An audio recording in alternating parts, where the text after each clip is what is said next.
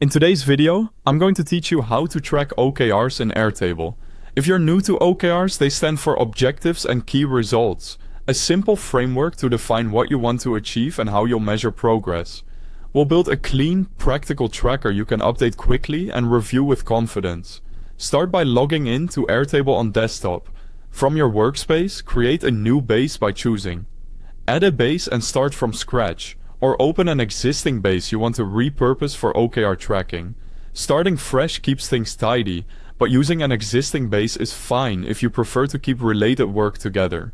Rename your first table to OKRs so it's easy to find later. Now add the fields that make this tracker work. Create objective name as a single line text field to describe the goal. Add key result as single line text for the measurable outcome tied to the objective. Create owner as single line text so you know who's responsible. Add target value and current value. Use number or text depending on whether you're counting items, percentages, or milestones. Add progress % as a formula to calculate completion automatically.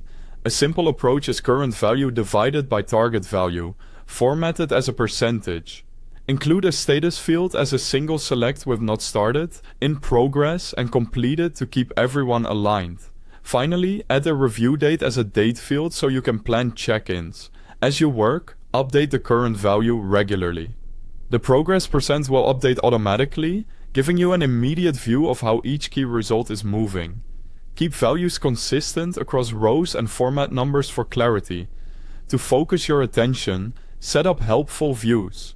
Create a view for objectives in progress filtered by the in progress status, one for completed key results filtered by completed, one for at-risk OKRs using filters like low progress or a past review date, and a by owner view grouped by the owner field. These views make it easy to scan what matters without changing your underlying data. Quick reminder, the Airtable website link is at the top of the description, so you can open it and follow along. If you prefer the app, you'll also find the download link there. Use sorting and filtering to plan updates efficiently. Sort by progress % to see what needs attention, by owner to prep for 1/1s, or by review date to manage upcoming check-ins. Apply filters by status or by a specific objective to narrow your focus, then save those views for repeat use. Finally, review OKRs on a regular cadence. Use the review date to drive weekly or monthly check-ins. When you finish or retire an OKR, archive it or move it to a completed view to keep your active list clean. That's how you can track OKRs in Airtable and stay aligned with your goals. Thanks for watching.